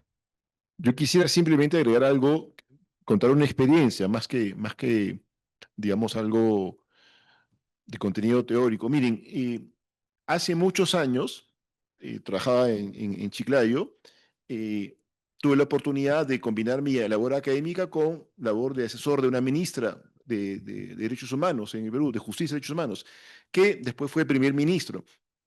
Y sucede que en algún momento ella visita la ciudad de Chiclayo al norte y estábamos almorzando y en ese momento a mí se me ocurre decirle, tenemos que hacer algo que pueda ser algo importante que contribuya, digamos, el aspecto bioético. Me dijo, pero ¿qué cosa puede ser, Rafael? Me dice, ¿por qué no hacemos un decreto supremo, que es la norma máxima que tiene el Ejecutivo, no pasa por el Legislativo, sino es el Ejecutivo, que aplique la declaración de bioética de la UNESCO al Perú? Es decir, sería la aplicación de esta declaración al Perú y hacemos una explicación de esos principios. Y ella me dijo, extraordinario, proponlo, te asigno un asesor, trabajamos juntos, ¿ya? Créanme que en ese momento yo justo iba a iniciar un curso, un seminario de estudio que era justamente sobre bioética y derecho. Y yo estaba interesado en sumar a los estudiantes a esta iniciativa. Y decía, bueno, sumo a los estudiantes, voy a ver quiénes están acá y sumo a ellos para poder trabajar esta iniciativa. ¿Qué más? Que ya me dijo la ministra y vamos a aportar desde la universidad algo interesante como propuesta para que sea evaluada y si corresponde se apruebe. Yo llego a clase con un entusiasmo tan grande, siempre el primer día generó una expectativa de saber cuántos estudiantes tienes y quiénes son, ¿no? Créanme que llego y ¿saben cuántos? Era un seminario, digamos, opcional, optativo, no era obligatorio. ¿Saben cuántos estudiantes había matriculados? Pongan un número, por favor. No, dos estudiantes, al punto que cuando dije, no, de repente se han ido por un lado, un error. Ya, no, eran dos. Pero con una particularidad, que era el primer y segundo puesto. O sea, eran dos que literalmente hacían por todos los demás. Cuando yo les comento, les digo, oh, bueno, miren, ¿saben qué? Vamos a mi oficina, le digo, porque entre estas clases acá, mejor vamos a mi oficina y ahí conversamos y les explico cómo hacer el curso y todo. Miren, le expliqué los contenidos y le dije, miren, hay esta propuesta. Estoy con la ministra, me dice, ¿ustedes quieren además trabajar en una adaptación de la declaración de UNESCO aquí al Perú? Y me miraban con los ojos así iluminados, y, pero, ¿cómo no? Es estupendo, ya. Entonces vamos a dedicar el curso, vamos a hacer esto, y esto va a ser como, incluso vamos a tener reuniones con los asesores y vamos a trabajar. Miren, para hacerla corta, El ministro de Salud de ese entonces políticamente era opuesto, pero en médula, o sea, era totalmente en contra de lo que uno puede imaginar, pero totalmente en contra, ¿ya? Era el último gobierno de segundo García, ¿ya? El segundo gobierno. Ella era la ministra de Justicia, se convirtió en presidente del Consejo de Ministros. Entonces, eso jugaba políticamente a favor, por llamarlo así. No créanme que estuvimos trabajando, trabajo, adaptamos, si gustan, yo les puedo validar lo que hicimos, la norma. Créanme que esa norma, que fue se aprueba el último día de gobierno, se aprueba y sale publicado en el peruano. Lo que habíamos literalmente trabajado en las aulas, que habíamos hecho, que habíamos puesto, y sale publicado. Estos chicos, cuando me vieron, lloraban de alegría y decían, profesor, hemos hecho esto.